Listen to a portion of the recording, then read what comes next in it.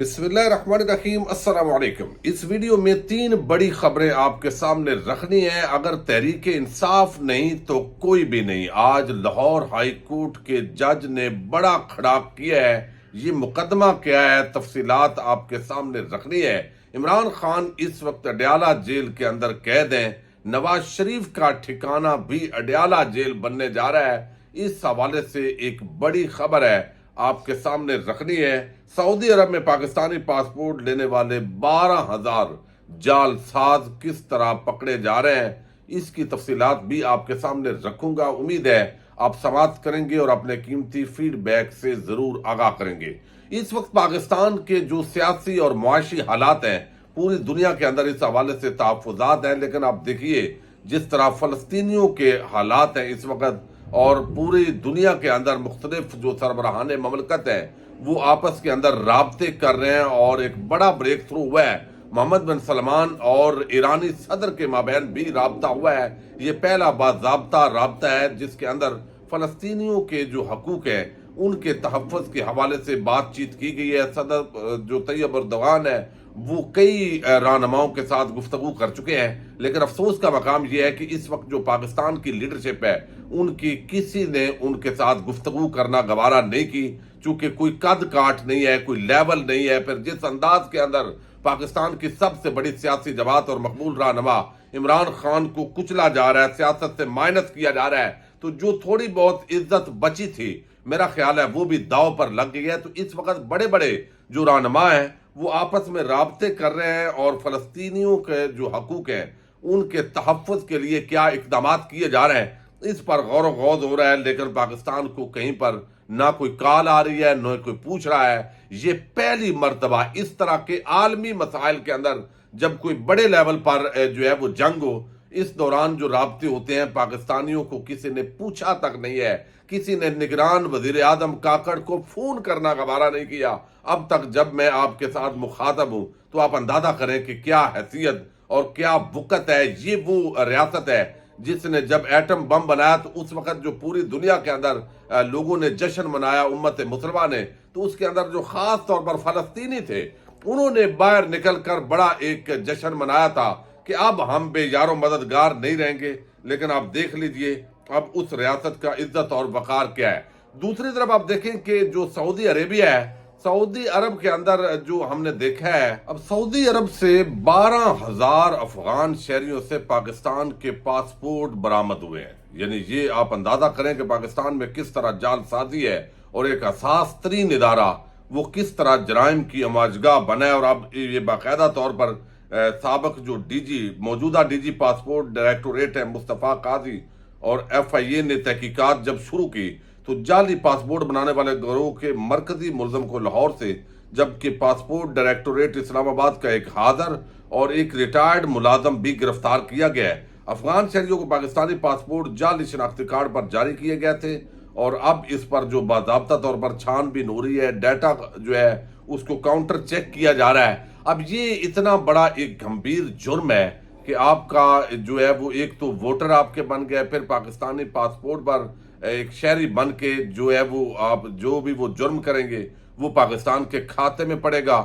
اور پاکستان کی اس وقت جو صورتحال ہے، کسی بھی محکمے کے اندر اگر آپ کے پاس قائد اعظم محمد علی جناح کی جو تصاویر والی فوٹو زیادہ ہیں تو وہ آپ جتنے زیادہ لگائیں گے کوئی کام بھی آپ کروا سکتے ہیں۔ جب سسٹم اتنا کلیپس کر چکا ہو تو وہاں پر سیاسی قیادت، عدالتی جو ہمارے ججز ہیں یا جو سماجی رہنما ہیں ان کو کوئی ٹینشن نہ ہو۔ ملک کے اندر جس طرح کا ظلم ہے، جس طرح کی اندھیر نگری ہے، مزید رہی سے کثر جو ہے وہ بھی اس کے اندر نکلنے جا رہی ہے۔ اب دوسری طرف آپ دیکھیے کہ آج انصار عباسی نے ایک بڑی خبر دی، اور یہ اثر میں انہوں نے انڈیا دیا ہے۔ حالانکہ یہ ٹاؤٹ قسم کے صحافیوں میں انصار عباسی کا شمار ہوتا ہے، لیکن انہوں نے انڈیا دیا ہے کہ اگر عمران خان جیل کے اندر ہے تو نواز شریف بھی اڈیالہ جیل منتقل ہوگا۔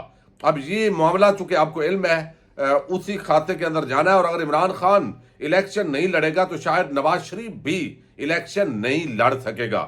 اب خبر یہ ہے آج روزنامہ جم کے اندر انہوں نے بتایا کہ جیسے جیسے حالات تبدیل ہو رہے ہیں ممکن ہے 2024 کے عام انتخابات میں ملک کے 2 عام ترین سیاستدان عمران خان اور نواز شریف حصہ لینے کے لیے عائل نہ رہیں۔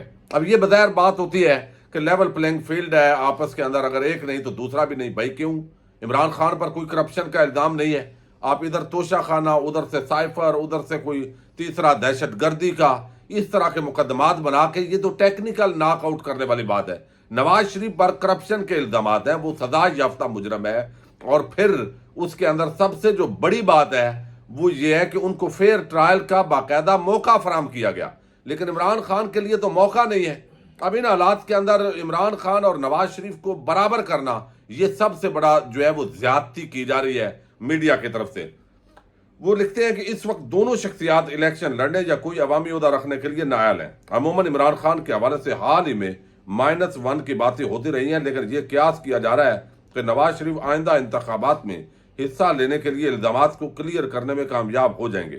نون لیگ اب بھی یہی سمجھتی ہے، لیکن supreme court practice and procedure act 2023 کے متعلق تازہ ترین فیصلے کی وجہ سے نواز شریف کے الزامات کلیئر ہونے کے امکانات کم ہو چکے ہیں. اب یہ انصار عباسی جب کوئی خبر دیتے ہیں، چونکہ ٹاؤٹ صحافیوں میں ان کا شمار ہوتا ہے، تو یہ اس کا آپ یوں سمجھ لیں کہ طاقتور حلقوں کا جو مائنڈ ہے اس کو بھی وہ جو ان کی معلومات ہوتی ہے وہ ڈسکلوز کرتے ہیں خبر کے اندر. اب وہ کہتے ہیں سپریم کورٹ نے اگرچہ اس ایکٹ کو برقرار رکھا ہے، لیکن عدالت نے سیکشن 5 کی ذیلی دفعہ 2 کی توثیق نہیں کی، جس میں اپیل کا حق دیا گیا تھا. مذکورہ ذیلی دفعہ کو آئین کی خلاف ورزی قرار دیا گیا تھا. ریٹروسپیکٹو اپیل کا حق ختم ہونے کے نتیجے میں نواز شریف اپنی تاحیات نااہلی کے خلاف اپیل دائر نہیں کر پائیں گے. سیکشن 5 کے ذیلی سیکشن 2 کو عدالت عظمیٰ کی طرف سے ختم کیے جانے کے بعد نون لیگ اب ایک اور متنازع قانون الیکشن ایکٹ 2017 پر انحصار کر رہی ہے. اس قانون میں پی ڈی ایم کی حکومت کے دوران ترمیم کی گئی تھی. نون لیگ اس بات پر اصرار کرے گی کہ نواز شریف کی تاحیات نااہلی اب غیر متعلقہ ہو چکی. الیکشن ایکٹ کے سیکشن 232 میں ترمیم کی گئی تھی اور اس میں نااہلی کا عرصہ 5 سال مقرر کیا گیا تھا. اب اس کے اندر وہ مزید کہتے ہیں، بڑا عام جو نقطہ ہے، وہ کہتے ہیں کہ آئین کے آرٹیکل 62 کے تحت نااہلی کی مدت 5 سال سے زیادہ نہیں ہوگی. آئین میں سزا کی مدت متعین نہ ہونے پر رکن پارلیمنٹ کی نااہلی 5 سال کے لیے تصور کی جائے گی. یہ کچھ جو ہے اس کے اندر چونکہ ترمیم کی گئی تھی، لیکن الیکشن ایکٹ میں ترمیم نواز شریف کو فائدہ دے گی. یہ نون لیگ کی رائے ہے. سپریم کورٹ سے رجوع کرنے کی ضرورت ہوگی، جبکہ وہ سمجھتے ہیں کہ ضرورت نہیں ہے. تو اس کے اندر وہ کہتے ہیں کہ یہ آرٹیکل 62(1)(f) کے تحت تاحیات نااہلی کا حکم دیا گیا تھا. کچھ لوگوں کا خیال ہے کہ نواز شریف کے لیے واحد امید اب احسن بون کی سربراہی میں پاکستان بار کونسل کی پٹیشن ہے، جس میں پارلیمنٹیرینز کی تاحیات نااہلی کو چیلنج کیا گیا ہے. یہ آلریڈی چونکہ کیا گیا تھا، پراکسی پٹیشن دائر کی گئی تھی نون لیگ کی طرف سے مبینہ طور پر، اور اس کے اندر جو ہے وہ وکلاء جو لیڈرشپ ہے اس کو لایا گیا تھا. تو قاضی صاحب اور وکلاء قیادت یہی اصل میں نواز شریف کی آخری امید ہے. ورنہ وہ اندیا دیتے ہیں کہ نواز شریف جو ہے وہ اور عمران خان ایک ہی جیل کے اندر ظاہر ہے وہ ہوں گے، اڈیالہ جیل کے اندر ہی، اور ممکن ہے نواز شریف کو جو ہے وہ کہیں اور سہولت کے لیے شفٹ کیا جائے. لیکن یہ معاملہ بہرحال اپنی جگہ لاہور کے اندر بھی، کوٹ لکھپت جیل کے اندر بھی ان کے لیے اچھا سامان کیا جا سکتا ہے. اب دوسری طرف ایک اور بڑی خبر ہے، اور اس خبر کا تعلق ہے فلسطینیوں کے ساتھ اظہار یکجہتی کے لیے ایک تو پروگرام آج پورے پاکستان کے اندر تحریک انصاف جو صوبائی ہیڈ کوارٹرز ہیں، پھر گلگت بلتستان اور آزاد کشمیر کے جو دارالحکومت ہے وہاں پر بھی انہوں نے اظہار یکجہتی کے لیے کال دی ہوئی ہے. اب بدقسمتی یہ ہے کہ اسلام آباد کی انتظامیہ ہو یا دیگر، وہ تحریک انصاف کو اجازت نہیں دے رہی. یعنی یہ تو خیر پاکستان کی شاید شہر ہی نہیں ہے، فلسطینیوں کے حق میں ریلیاں نکالنے کی بھی اجازت نہیں ہو رہی. دوسری طرف لاہور کے اندر 15 اکتوبر کو تحریک انصاف نے ایک درخواست دی کہ انہوں نے ایک جلسہ کرنا ہے لبرٹی کے اندر، اس کی اجازت دی جائے. ایک طرف بغوڑا اشتہاری مجرم، جس کو باقاعدہ طور پر آپ دیکھیے کہ ریاست کا سفیر، یعنی وہ بے شرم آدمی، بے حیا آدمی جو پاکستان کا سفیر ہے، وہ مجرم اشتہاری کو بیانیہ بنانے کے بارے میں بتا رہا ہے. یعنی اتنے جو ہے وہ پہلے ہوتا تھا ریاست اور ہماری اسٹیبلشمنٹ جو ہے وہ ساتھ دیتی ہوتی تھی ظاہر ہے سیاستدانوں کا، اور یہ ہماری ایک تاریخ ہے، لیکن کچھ نہ کچھ بھرم رکھا جاتا تھا. اب تو ایسے ہے کہ وہ بیانیہ پاکستان کا وہ جو سفیر بیٹھا ہے لندن میں، وہ نواز شریف کو کہہ رہا ہے آپ کا بیانیہ یہ ہونا چاہیے. ایک مجرم اشتہاری کو وہ اپنا، جیسے وہ میں لفظ نہیں بولتا، وہ ثابت کر رہا تھا. اب خیر وہ نواز شریف واپس آیا، اس کے جلسے کی تیاریاں ہو رہی ہیں، لیکن دوسری طرف تحریک انصاف کو جلسے کی اجازت نہیں دینی.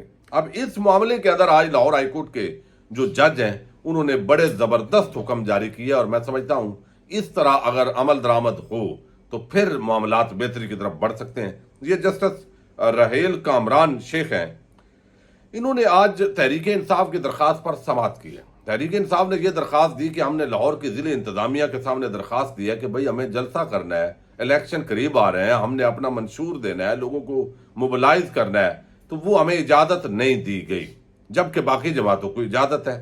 کوئی ہم سیاسی جماعت ہے، دہشت گرد تنظیم تو نہیں ہے۔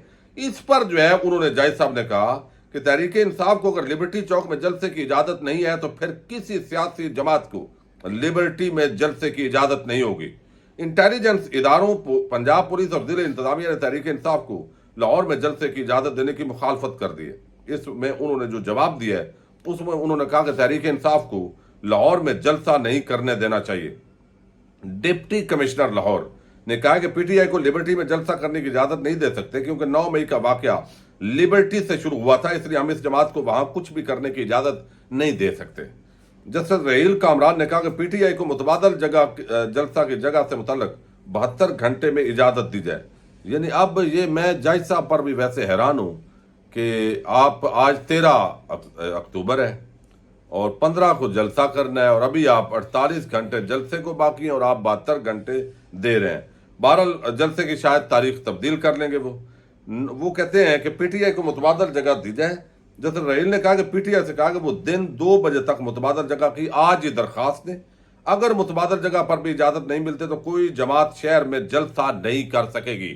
اب یہ جو کامران ہے، جسٹس کامران، فیصلے پر عمل درآمد تو چلے نہ بھی ہو لیکن سمبولیکلی انہوں نے بڑی ہمت کی ہے اور انہوں نے اشارہ دیا ہے کہ اگر یہ جلسہ نہیں ہوگا تو پھر نواز شریف کا مینار پاکستان پر بھی جلسہ نہیں ہوگا۔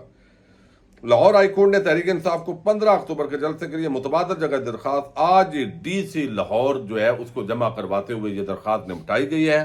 تو یہ ایک بہت ہی بڑا بریک تھرو ہے۔ اب دیکھتے ہیں، لاہور کی ضلع انتظامیہ اس وقت ججز سے بھی طاقتور ہے۔ لاہور اور جو باقی انتظامیہ جو ان کے پیچھے اصل کام کروانے والے ہیں وہ بڑے تکڑے ہیں۔ اجازت دیجیے گا، اللہ حافظ۔